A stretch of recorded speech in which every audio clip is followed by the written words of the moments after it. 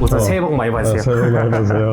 네. 오늘 인테리어를 준비하시는 분들을 위해서 한번 영상을 찍으면 좋을 것 같아서 준비를 해봤고요. 첫 번째 질문부터 드리겠습니다. 인테리어 비용이 적게는 몇백에서 정말 많긴 하이엔드 인테리어 부르는 몇 억 단위까지 그 이상까지도 가는데 이렇게 인테리어 비용이 나오게 되는 계기, 나오게 되는 방법이 궁금하더라고요. 일단 비용 산정은 공사 범위에 따라서 달라질 거야. 그래서 뭐 30평대 기준으로 샤시 공사, 그 다음에 에어컨 공사, 그리고 확장 공사, 이 비용이 제일 크고 나머지는 업체별로 거의 다 비슷할 거야. 그러면은 비슷한 비용을 들여서 인테리어를 해도 현장을 딱 봤을 때 어떤 곳은 저렴해 보이고 어떤 곳은 조금 더 고급스러워 보이는 이런 차이는 어떻게 나게 되는 걸까요? 자, 일단은 샤시 공사 같은 경우를 예를 들어 볼게. 우리가 사진을 찍거나 영상을 찍었을 때 교체를 했는지 안 했는지 모를 거야. 그러니까 샤시 교체를 했는지 안 했는지, 그리고 에어컨을 설치를 했는지 안 했는지, 확장을 설치를 했는지 안 했는지. 그래서 똑같은 아파트에 똑같은 평수라고 해도 기능적인 부분에 예산을 쏟을 건지 아니면 내가 미적인 부분에 예산을 쏟을 건지에 따라서 보이는 부분이 틀리지 않을까? 그럼 기능적인 부분과 미적인 부분의 차이를 설명해 주실 수 있으실까요? 일단 샤시를 봤을 때 아파트 준공을 기준으로 한 15년 전후를 보거든. 그래서 웬만하면 15년 이후가 되면 샤시 공사를 하자고 추천을 드리는 편이야. 근데 그렇게 되면 기본적으로 한 1,000만 원 정도가 소요가 되는데 일단 내가 가지고 있는 예산에서 샤시가 벌써 많이 잡아먹었잖아. 그럼 나머지를 낮출 수밖에 없을 것 같아. 그래서 기능적인 부분이냐 아니면 그 1,000만 원을 뭐 가구나 아니면 뭐 세라믹 상판, 뭐 아트월 이런 거에 투자할 수도 있잖아. 그렇다 보니까 어떤 집은 똑같은 가격에 예뻐 보이고 어떤 집은 뭐 예뻐 보이지는 않고 요 정도가 나오지 않을까 싶어. 같은 비용을 가지고 어디에 투자했냐의 차이가 좀 있네요. 맞아. 그러면 인테리어 비용에서 많은 비용을 차지하는 항목들을 이제 샤시, 에어컨, 가구를 말씀을 해주셨어요. 퍼센트로 했을 때는 어느 정도씩 차지하는 걸까요? 일단 전체 금액으로 봤을 때 샤시가 한 10%에서 15%, 그리고 에어컨이 금액에 따라서 틀리겠지만 한 5%에서 7% 정도 되지 않을까? 그리고 이제 확장 비용도 그것도 한 칸당 뭐 300에서 500 사이가 들어간단 말이야. 그것도 뭐 한 3%에서 5% 사이 정도 될 것 같아. 그러니까 전체적으로 이걸 다 한다고 했을 때는 일단 20%가 넘어가지 않을까 싶어. 그 항목들 생각하고 있는 고객이라면 이 정도 들어간다는 거 예상을 하고 준비하면 좋겠네요. 그러면은 인테리어를 할 때 이것만큼은 꼭 쓰시라 하는 부분이 있을까요?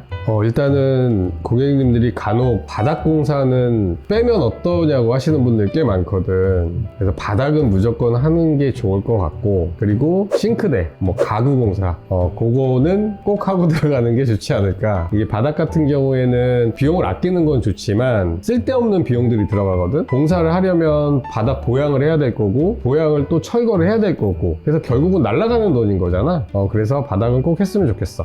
거의 싱크대도 하면 좋은 이유는 뭘까요? 일단 주방에서 제일 많이 보이는 면적이 가구 싱크잖아. 그래서 냉장고 있는 부분, 싱크대, 그 다음 뭐 키 큰 장이 있으면 키 큰 장이 있는 부분.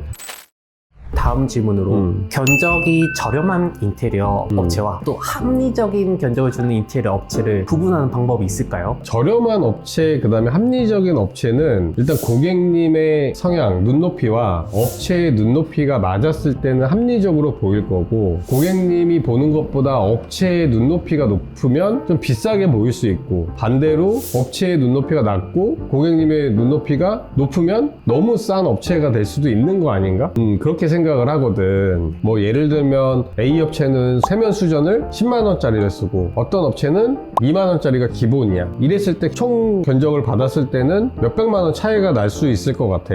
그러면 고객님과의 소통에서 이게 비싸거나 아니면 싸게 보이거나 아니면 합리적으로 보이거나 그럴 수 있지 않을까? 그런 부분을 체크하기 위해서는 여러 업체의 견적을 받아보는 게 좋을 수 있겠네요. 그래서 상세 견적을 좀 받으면 좋은 것 같아. 간혹 가다 그냥 욕실공사 얼마 이렇게 받으면 여기에 수전이 뭐가 들어가고 변기가 어디 제품이 들어가고 이런 걸 모르잖아. 뭐 업체 기준별로 어느 업체는 뭐 아메리칸을 쓸 거고 어느 업체는 대림을 쓸 거고 어느 업체는 뭐 이누스나 이런 좀 작은 업체들 걸 쓸 거잖아. 금액 차이를 비교를 해봐야 좀 정확하지 않나 싶어. 그러면은 거기서 조금 더 들어가서 인테리어를 할 때 또 고객이 고민하는 것 중에 사기 혹은 하자에 대한 부분이 워낙 인터넷에 많이 나오니까 이런 것들을 좀 예방 혹은 방지 방지할 수 있도록 준비할 수 있는 것들이 있을까요, 고객이? 그래도 외적으로 조금 골라낼 수 있는 건 기본적으로 요즘에는 전문건설업 면허가 있는 업체들이 많이 늘어났거든. 그래서 전문건설 업체에서 하는 게 안전하다고 생각을 하고 있고, 그리고 업력에 따라서도 조금 틀릴 것 같은데, 그렇다고 뭐 업력이 짧은 업체가 나쁘다는 건 아니거든. 그래도 업력이 길면 그만큼 뭐 AS 문제라든지 큰 문제가 없기 때문에 오랫동안 사업을 영위하지 않았을까라고 추측해 볼 수밖에 없는 거잖아. 그래서 그 두 개 정도 있을 것 같고, 그리고 많은 대화를 해보다 보면 그 업체에 대한 신뢰도라는 게 좀 쌓이지 않을까 싶어. 그나마 조금은 나쁘지 않을 것 같아. 말씀하신 것처럼 면허와 어느 정도의 경력을 가지고 있는지, 그리고 최대한 그 업체의 담당자와 소통을 좀 많이 하는 것들이 그래도 예방할 수 있는 방법 중 하나일 것 같네요. 그리고 견적을 받아볼 때 꼭 사무실을 방문해야 될 것 같아. 이게 간혹 이제 뭐 집으로 와서 상담을 해주고 견적을 주고 사무실에 한 번도 못 가보신 고객님들이 계신 것 같더라고. 그래서 사무실이 당연히 운영이 되고 있는지는 방문을 하고, 그리고 제일 중요한 거 계약서를 꼭 작성을 해야 돼. 디테일하게. 예를 들어서 뭐 서비스를 해주기로 했다, 아니면 이거는 포함이다, 뭐 요런 좀 디테일하게 계약서에다가 써달라는 거는 좋은 것 같아. 상담과 또 후에 말이 달라지지 않을 수 있도록 그렇지. 기록으로 남겨놓은 부분이겠네요. 마지막으로 한마디 해주시고 마무리하겠습니다. 2026년 모두들 건강하시고 새해 복 많이 받으세요. 상면 저희 다음 영상은 뭐 해볼까요? 일단 댓글을 좀 달아주시면 거기에 맞는 거를 조금 컨텐츠로 만들어 보는 게 어떨지, 궁금해 하시는 부분이라든지 이런 부분들을 시청하시는 분들이 좀 뭐 달아주시면 좀 많이 달리는 순서대로 한번 좀 컨텐츠를 짜보는 거 좋을 것 같아요. 꼭 달아주시면 바로 영상을 만들겠습니다.